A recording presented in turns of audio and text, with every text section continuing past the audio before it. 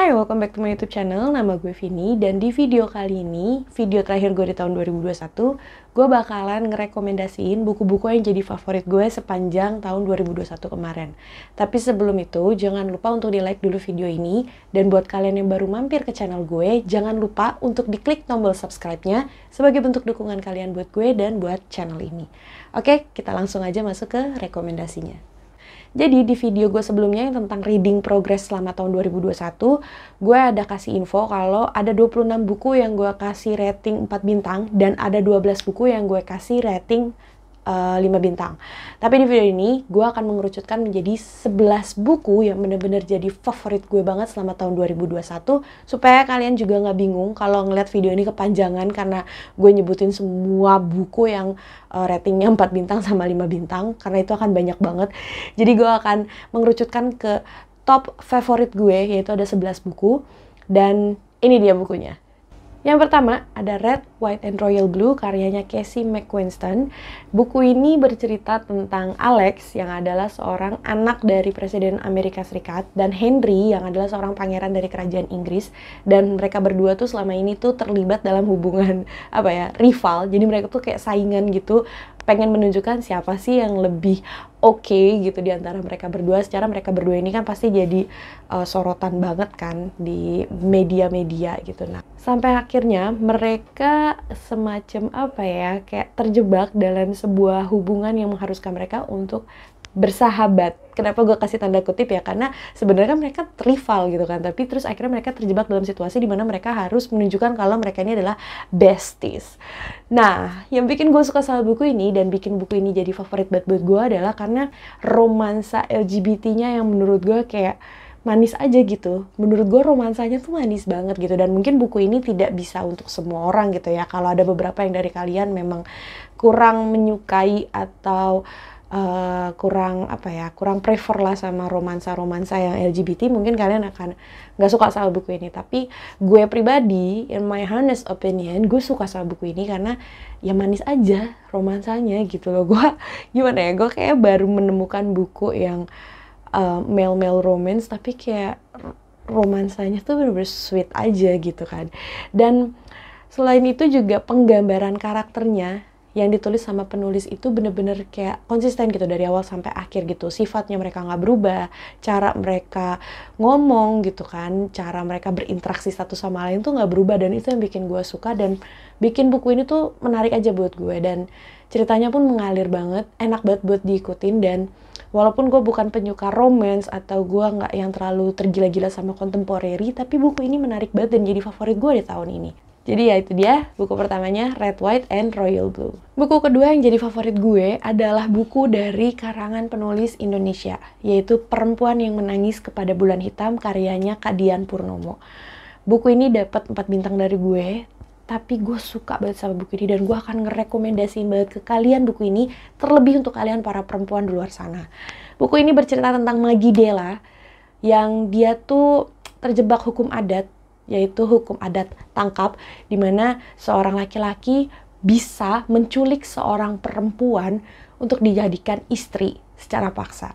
Dan Maggie Della ini adalah seorang perempuan yang berpendidikan dan dia punya cita-cita yang sangat tinggi banget untuk tanah kelahirannya dia, untuk kampung halamannya dia tuh dia punya impian yang tinggi banget, tapi karena hukum adat ini dia jadi kayak terjebak dalam situasi yang sangat-sangat tidak mengenakan. Dan jujur, selama baca ini gue kayak ke-trigger banget gitu. Selama baca buku ini pun gue ngerasa kayak, ya memang perempuan itu di beberapa tempat gitu masih diperlakukan layaknya sebuah komoditas, sebuah benda.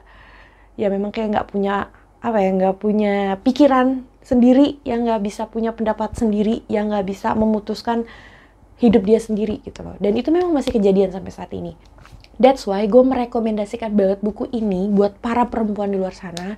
Supaya apa? Supaya kita juga jadi melek dan kita tuh jadi tergugah gitu. Karena jujur setelah baca buku ini gue kayak tergugah banget gitu, dan gue tergelitik banget kayak, iya loh masih banyak loh perempuan yang diperlakukan kayak gini, kayak Maggie Della ini. Dan sedikit notes aja buat kalian yang mau baca buku ini benar-benar mengandung trigger warning yang mungkin buat kalian yang pernah mengalami kekerasan seksual ini akan benar-benar triggering banget. Jadi kalian mungkin bisa untuk memilah-milah. Kalau kalian mau baca buku ini, kalian bakalan ke-trigger kalau misalnya kalian punya pengalaman traumatis soal kekerasan seksual. So, read wisely. Buku selanjutnya yaitu The Turn of the Key karyanya Ruth Ware. Buku ini juga gue kasih rating 4 bintang, dan buku ini adalah buku yang dibaca barengan sama Sofa Literasi bulan November kemarin. Dan gue suka buku ini karena menurut gue dari 3 bukunya Ruth Ware yang udah gue baca, buku ini adalah buku yang terbaik. Karena menurut gue unsur mistisnya dapet, unsur horornya dapet. Oke, horor sama mistis sama kayak. Buku ini dikemas secara menarik, cara penulisannya pun beda, yaitu memakai format seperti surat. Dan di buku ini banyak twist-twist yang selama gue ngebaca buku ini gue gak nyangka sih. Gue gak nyangka banget gitu sama twist-twist yang ditulis sama Ruth Ware di buku ini. Jadi ya, dan kalau kalian mau tahu review lengkap gue soal buku ini, kalian bisa nonton video gue yang ngebahas soal buku ini. Nanti link videonya gue kasih di description box di bawah, tapi kalian nontonnya nanti aja setelah kalian nonton video gue yang ini. Selanjutnya, ada All the Stars and Teeth, karyanya Adeline Grace. Dan buku ini adalah buku pertama di tahun 2021 yang gue kasih rating 5 bintang. Jadi buku ini bercerita tentang Putri Amora, di mana Putri Amora ini adalah pewaris dari sebuah kerajaan. Dan untuk mematenkan hak dia sebagai seorang pewaris kerajaan, dia harus kayak nunjukin semacam bakat sihirnya dia. Dan saat sedang melakukan prosesi upacara unjuk dirinya dia ini, dia melakukan suatu kesalahan dan itu menyebabkan dia harus dikurung. Tapi terus Amora ini diselamatin sama beberapa orang dan dia memulai petualangannya untuk membersihkan nama baik dia dan meyakinkan rakyatnya dia kalau dia itu masih pewaris yang pantas untuk menjadi penerus tahta kerajaan bapaknya. Dan hal yang bikin gue suka banget sama buku ini adalah karena buku ini sebenarnya konsepnya itu sangat-sangat laringan gitu. Gampang dimengerti lah intinya. Jadi kita baca pun kita bisa tahu nih arahnya dibawa kemana. Tapi eksekusi ceritanya itu yang bikin menarik. Karena petualangan Amora untuk membersihkan nama baiknya dia ini benar-benar menegangkan banget. Enak banget buat diikutin. Dan menurut gue buku ini memiliki banyak unsur fantasi yang kayak banyak banget gitu. Karena ada politik kerajaan, magic, terus ada juga mermaid dan semua pertarungan-pertarungan di laut. Dan gue suka banget sama unsur-unsur kayak gitu. Jadi ya tentu saja buku ini menjadi favorit gue dan gue rekomendasiin buku ini ke kalian yang suka banget sama fantasi, suka banget sama cerita-ceritanya Leigh Bardugo karena vibes-nya hampir mirip. Dan gue penasaran banget pengen tahu kelanjutan ceritanya kayak gimana. Karena gue belum baca buku keduanya dan buku ini cuma duologi. Jadi buat kalian yang malas baca buku fantasi seriesnya panjang-panjang, buku ini cocok buat kalian karena seriesnya cuma 2 buku. So, selanjutnya ada Daughter of Smoke and Bone karyanya Laini Taylor. Buku ini bercerita tentang Caro yang adalah seorang mahasiswi seni di Praha. Dan dia memiliki kerja sambilan sebagai seorang messenger untuk seseorang yang bernama Brimstone. Dan suatu hari Caro ketemu sama Akiva, dan pertemuan dia dengan Akiva itu menguak rahasia yang selama ini Caro nggak sadar kalau rahasia itu tuh ternyata adalah milik dia, dan juga masa lalu yang dia juga nggak sadar kalau dia punya masa lalu itu. Dan buku ini menarik buat gue karena Laini Taylor itu menggambarkan tokoh-tokohnya dengan sangat detail. Jadi Brimstone ini adalah chimera atau makhluk apa ya kalau dibilang, kalau dalam bahasa Indonesia mungkin makhluk jadi-jadian. Jadi kepalanya tuh bentuknya apa, kakinya apa, badannya apa gitu ya. Jadi-jadian gitu kan.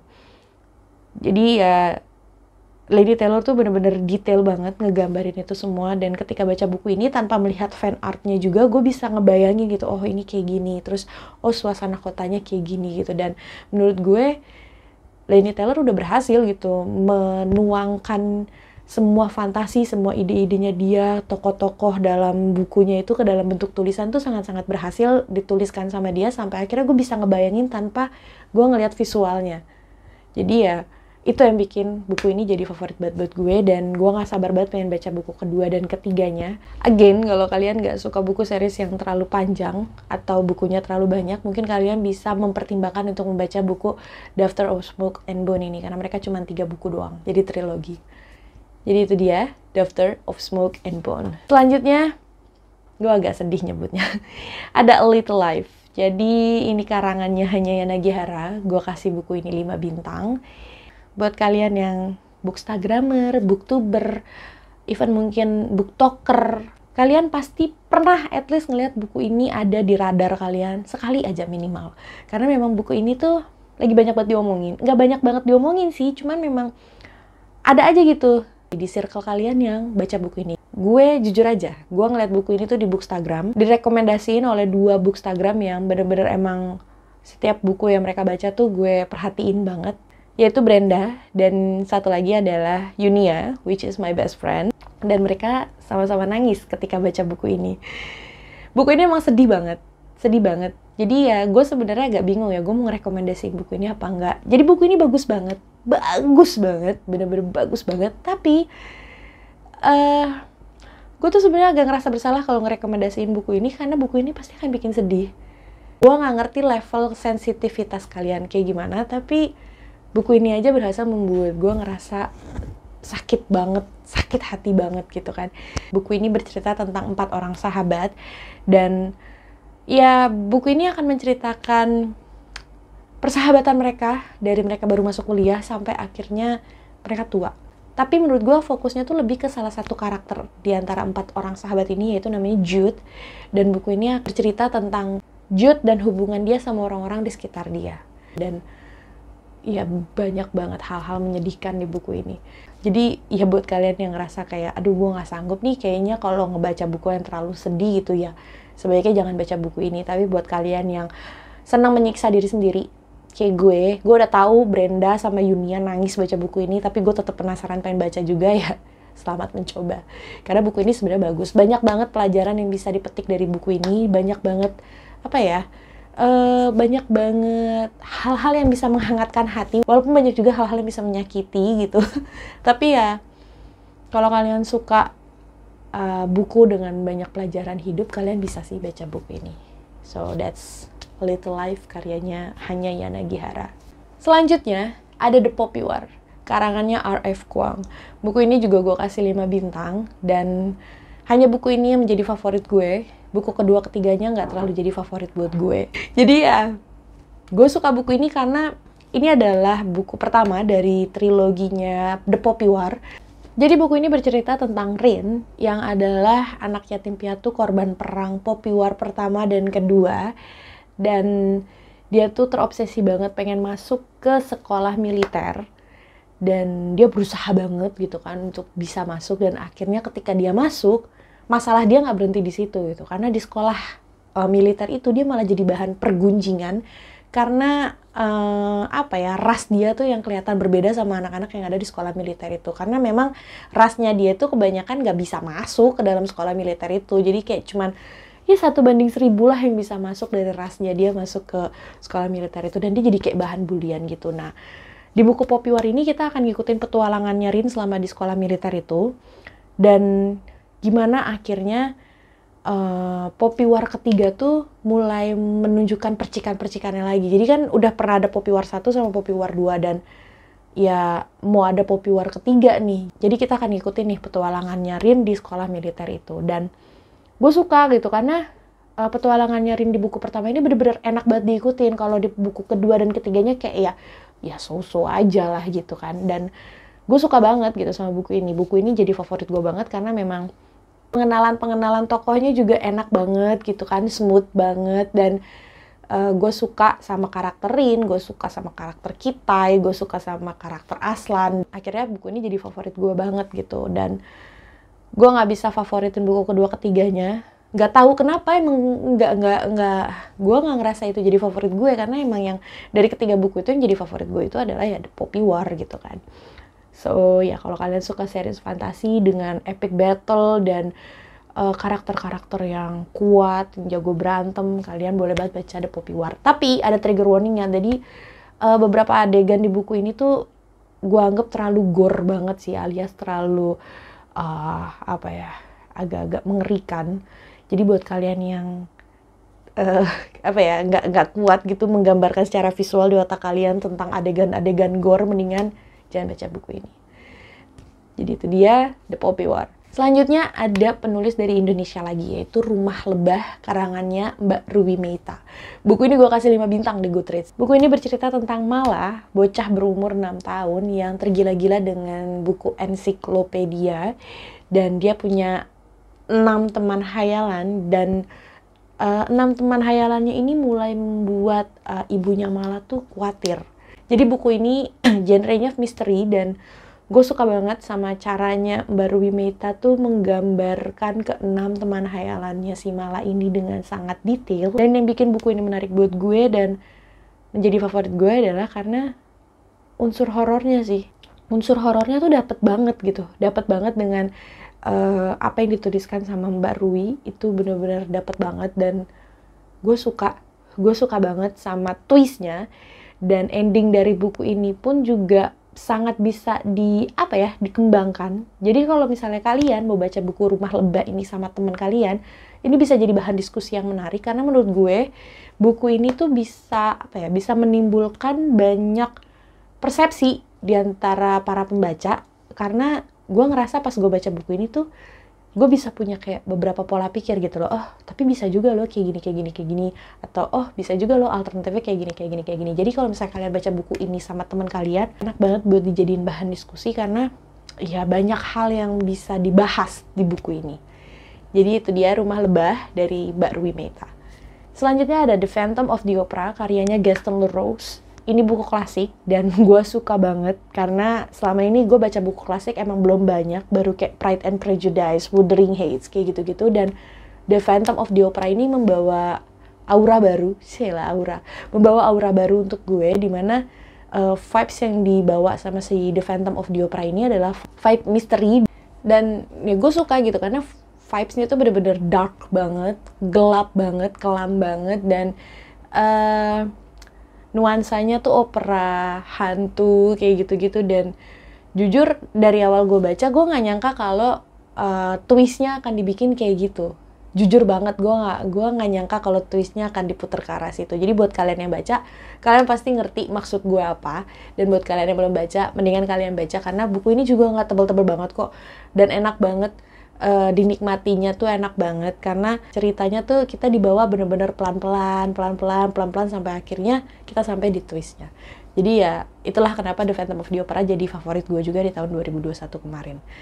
Terus ada buku The Inheritance Game, karyanya Jennifer Lynn Barnes.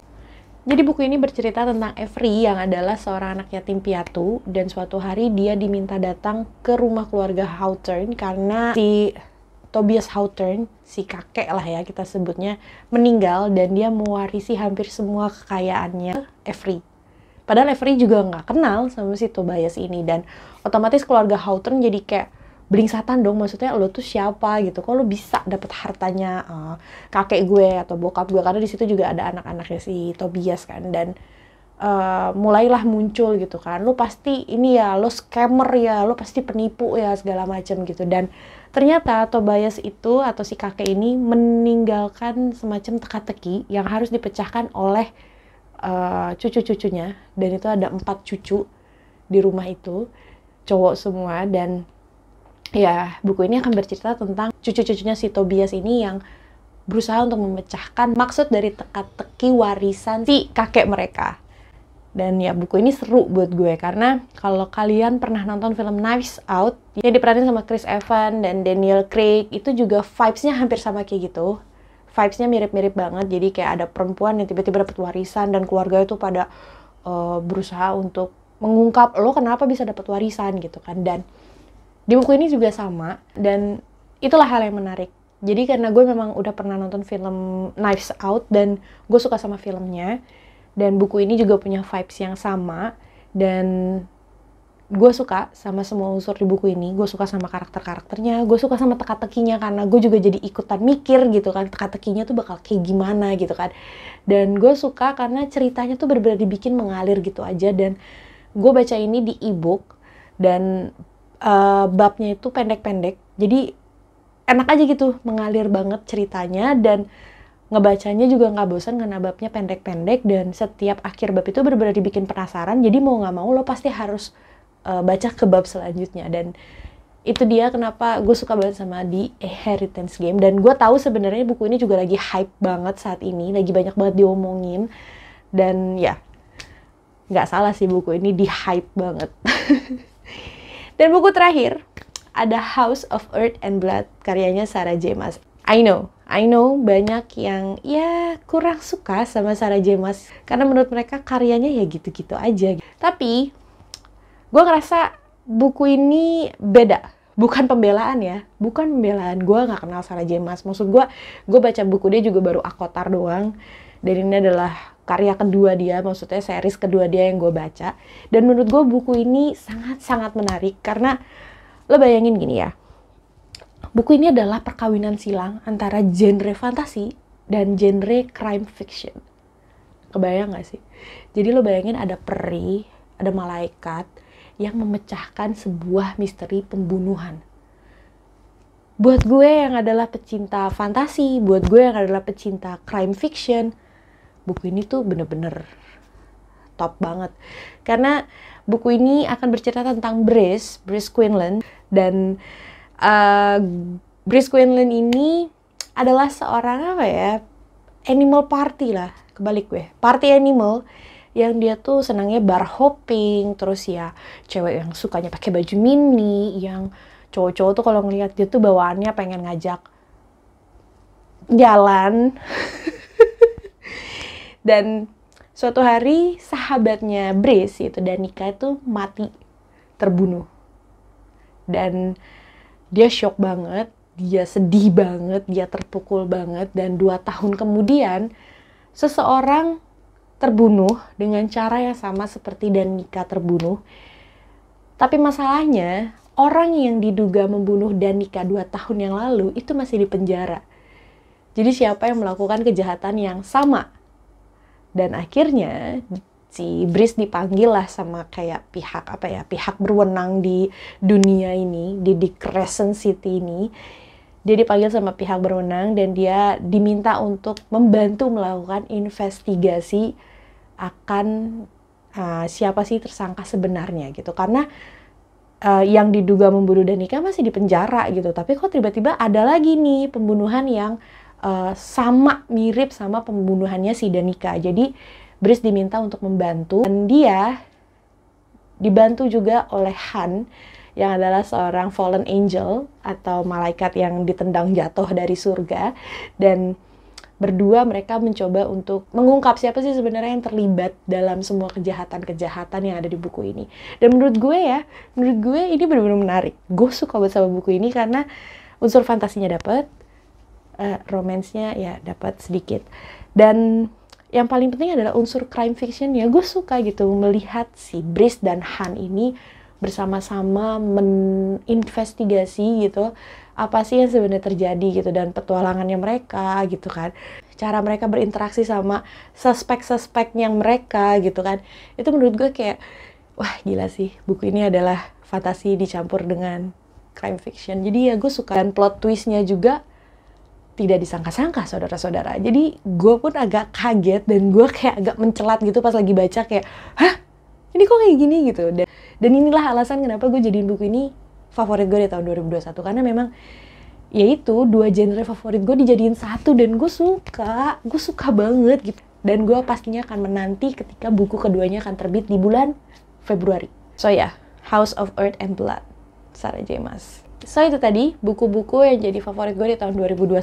Apakah ada buku-buku yang jadi TBR kalian, atau kalian juga udah pernah baca buku-buku yang tadi gue sebutin? Boleh banget komentar di kolom komentar di bawah.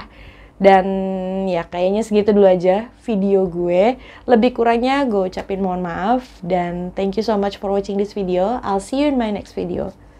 Bye-bye.